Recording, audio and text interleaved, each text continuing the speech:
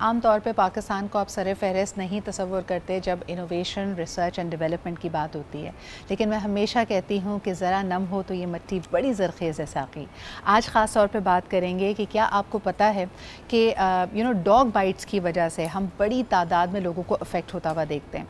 और आपने अक्सर ये ख़बर सुनी होगी कि सिंध में और मुख्तलिफ जो पब्लिक सेक्टर हॉस्पिटल्स हैं, वहाँ डॉग बाइट्स की वैक्सीन्स अवेलेबल नहीं हैं, जिससे ना सिर्फ इंसानी जान को ख़तरा होता है मगर पूरी ज़िंदगी पागलपन का भी एक पॉसिबिलिटी या रिस्क रहता है। तो आपको ये जानकर खुशी होगी कि पहली दफ़ा पाकिस्तान के डाउ यूनिवर्सिटी ऑफ हेल्थ साइंसेज ने successfully lab scale formulation Pakistan की पहली indigenous human anti rabies vaccine की बना ली है। यानी इसका मतलब है कि अगर हमारे यहाँ जो स्ट्रे डॉग्स हैं, जो स्ट्रीट डॉग्स हैं, उनको आप वैक्सीनेट कर लें तो अब बड़ी तादाद में लोग इन बीमारियों से बच सकते हैं। आपको ये भी बताते चलें कि अगर सिर्फ पाकिस्तान की जो वैक्सीन्स हैं, जिसमें ख़ास तौर पे ये जो एंटी रैबीज़ की वैक्सीन है, ये आप सालाना 26 बिलियन रुपए यानी 26 अरब रुपए इनको लाने में ख़र्च किए जाते हैं, जो कि एक डिस्काउंटेड और सपोर्टेड प्राइस है, आपको ग्लोबल पार्टनर्स की तरफ से मिलती है। ये इम्पोर्ट बर्डन तकरीबन 100 बिलियन तक जा सकता था, यानी 100 अरब तक हो सकता था, क्योंकि हम जैसे बार बार मैं बात कर रही हूँ कि 2030 में आपको जो गावी सपोर्ट है कि जितने भी तरक्की पजीर ममालिक होते हैं, डेवलपिंग कंट्रीज़ होती हैं, वहाँ पर मुख्तलिफ मेडिकल और हेल्थ केयर नीड्स के लिए आपके पास सपोर्ट मौजूद होती है कि आप इन अद्वियात को अफोर्ड कर पाएँ।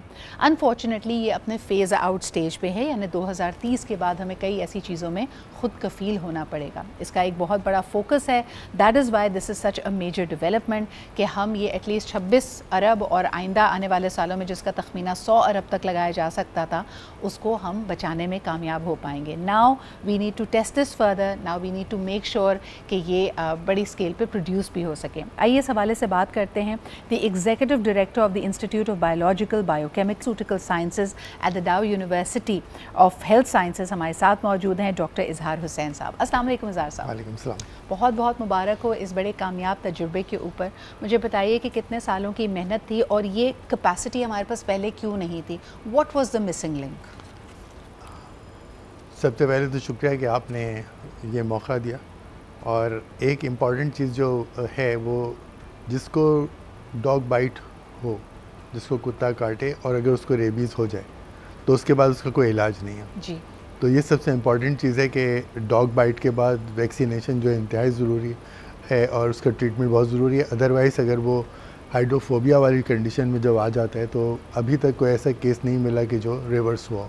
आप ये बता सकते हैं डॉक्टर साहब कि ये डॉग बाइट्स का जो हम कहते हैं ना ला इलाज है, क्या सिम्टम्स होते हैं, यानी फिर आपकी क्वालिटी ऑफ लाइफ पे, आपकी ज़िंदगी पे क्या असरात पड़ते हैं इसके? मतलब इसके अंदर ये कि एक तो मुख्तलिफ सबसे बड़ी चीज़ ये होती है कि वो पानी तक नहीं पी सकता। वो पानी से होता है, उसको बहुत ज़्यादा हेलुसिनेशंस होते हैं और वो पानी भी नहीं पी सकता और वो बढ़ता चला जाता है। आप समझेंगे जब टांग में काटने से और ब्रेन तक पहुंचने तक का जो सफ़र है तो उस दौरान में आप जो कुछ भी कर लें तो उसको आप बचा सकते हैं। अदरवाइज़ जो है ना वो उसका बचना नामुमकिन है। मुझे ये बताइए कि ये एक ऐसा ऑनगोइंग मसला है डॉक्टर साहब जिसके ऊपर कई दफ़ा बात की जाती है। ह्यूमन इसके अंदर रिक्वायरमेंट तो ऑफ कोर्स है, हम अपने बच्चों को, अपनी कम्युनिटीज़ को महफूज रखना चाहते हैं, बट दूसरी तरफ हम एनिमल क्रूअल्टी के भी ख़िलाफ़ हैं। तो इतनी बड़ी तादाद में जो स्ट्रीट डॉग्स हैं, स्ट्रे डॉग्स हैं, उनके साथ क्या किया जाए, या फिर यही वजह है कि हमें इस तरह की वैक्सीन्स और इक्विपमेंट की ज़रूरत है? आप इस मसले का हल क्या देखते हैं? देखिए, सबसे पहले तो ये है कि पाकिस्तान में वैक्सीन प्रोडक्शन जो है एक ज़माने में हो रही थी।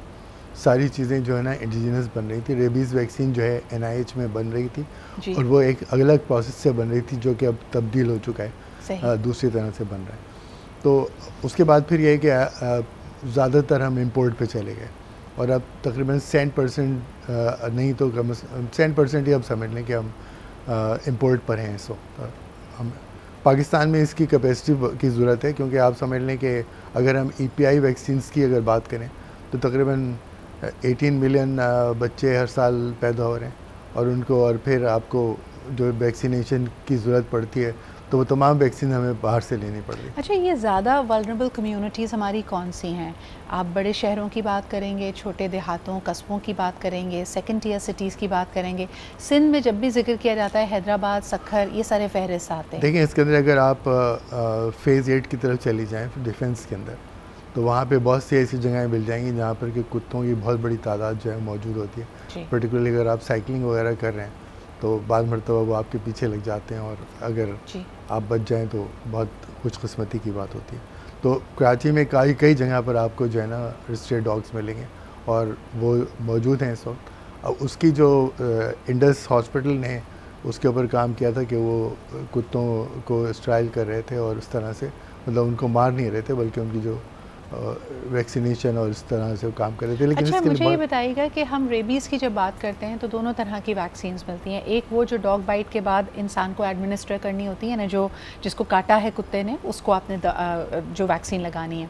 दूसरा, क्योंकि we have worked with the Ayesha Chundrigar foundation और दूसरी एनिमल राइट्स एजेंसीज़, इनके पास जो वैक्सीन्स अवेलेबल होती हैं ये डायरेक्ट स्ट्रे एनिमल्स को लगाई जाती हैं। यानी कुत्ते को अगर एडमिनिस्टर करके उसके गले में एक आइडेंटिफिकेशन पट्टा डाल दिया जाए, या जैसे तुर्की वगैरह में हम देखते हैं कि वो एक स्टेपल या स्टैंप लेके घूम रहा होता है जिससे पता होता है कि ये वैक्सीनेटेड है, इससे अब आपको कोई ख़तरा नहीं है। जो आज हम जिस एंटी रेबीज़ ड्रग की बात कर रहे हैं, वैक्सीन की बात कर रहे हैं, दिस इज़ फॉर ह्यूमंस और दिस इज़ फॉर एनिमल्स? देखिए, अगर आप ह्यूमन वैक्सीन बना लेते हैं तो एनिमल वैक्सीन बनाना तो कोई इतना मसला नहीं है। सही, ठीक है ना, ठीक है। सबसे पहले तो बात ये, डॉ यूनिवर्सिटी ने ये सोचते हुए कि इस वक्त रेबीज़ वैक्सीन की ज़रूरत है, हमने चाइना से इंपोर्ट करके यहाँ पे फिल करके उसको राइफलाइज करके मार्केट किया। डॉर ऐप के नाम से ये पाकिस्तान भर में अवेलेबल है, और उसके लिए हमने कोशिश की कि बेहतरीन उसका सिस्टम हो ताकि वो टेम्परेचर कंट्रोल एनवायरनमेंट में जाए। तो मुलन फिप्स जो पाकिस्तान की डिस्ट्रीब्यूशन का बहुत बड़ा इदारा है, तो उसको हमने काम दिया। जबकि ये ज़ाहिर है कि उनके लिए काम बहुत छोटा था, लेकिन उन्होंने इसको हमारे साथ ताउन किया और ये हुआ। दूसरे साथ साथ जो है ना, हमने एक इंडिजिनस वैक्सीन के लिए काम किया, और इसके अंदर हमारी जो टीम है साइंटिस्ट की, lead by Talat Rumi, doctor Talat Rumi हैं, जिन्होंने कि इसके ऊपर काम किया, और ये फंडिंग थी IHC ग्रांट फंडिंग के तहत ये बनना शुरू हुआ। अब इसको लैब स्केल पर हमने बना लिया है। अब लैब स्केल के बाद जो है ना, अगर इसके अंदर कोई ये समझ रहा है कि ये जो है ना नेक्स्ट ईयर लॉन्च हो जाएगी, तो इसके अंदर कई चीज़ें करनी है। अभी मंजिल दूर है, लेकिन आपने कहा कि this is again a milestone that has been achieved. Doctor ज़ार, आखिरी सवाल आपसे करना चाहूँगी। जैसे आपने कहा कि इंशाल्लाह very soon you will be able to provide this in the markets, लेकिन फिर अगला कदम क्या है? जिस वक्त अभी हम देख रहे हैं कि Pakistani pharmaceutical manufacturing companies are focused on exporting to the region, to African countries and other places. आप समझते हैं कि ये वैक्सीन भी it has the potential to go global? बिल्कुल उसका पोटेंशियल है, इस वजह से कि बहुत सारे कंट्रीज़ हैं। देखिए, हमारे पास पॉपुलेशन इतनी है कि हमारी जो इन हाउस इन कंट्री के अंदर जो ज़रूरत है वो इतनी ज़्यादा है। और क्योंकि अब आपके करंट गवर्नमेंट जो है, खुसूसन मुस्तफ़ा कमाल साहब जो हैं, वो इसके ऊपर काफ़ी ज़्यादा ज़ोर दे रहे हैं कि हम वैक्सीन में खुद कफ़ील हों। तो ये सफ़र है, इसके अंदर काफ़ी मतलब आप समझेंगे अगर हम कमर्शलाइज़ करने जा रहे हैं तो इसके अंदर तकरीबन जो मैंने एस्टिमेट्स लिए थे कि वे कमर्शलाइज़ करने के लिए जो हमें फैसिलिटीज़ चाहिए होंगी, business study and a case study plan, तो उसके अंदर हमें जो फैसिलिटी डेवलप करनी होगी, तो वो 4 से 5 मिलियन डॉलर्स जो है ना, मतलब एक एस्टिमेटेड रफ है, हो सकता है इससे कम या ज़्यादा हो, ये हमें ज़रूरत पड़ेगी इसको। जब तक हम ये नहीं करेंगे तो आगे बढ़ना मुश्किल होगा। और हमें इस तरह की कई फैसिलिटीज़ चाहिए, क्योंकि ये आपके पास जो एक वैक्सीन की बात हो रही है, आपको सारी वैक्सीन यहाँ बना सकते हैं।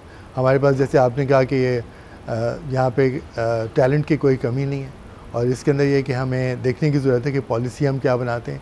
एक पॉलिसी जो है इम्पॉर्टेंट है वैक्सीन प्रोडक्शन को यहाँ पे इंडिजिनस करने के लिए, वो ये है कि गवर्नमेंट जो है बाई बैक पॉलिसी बनाए।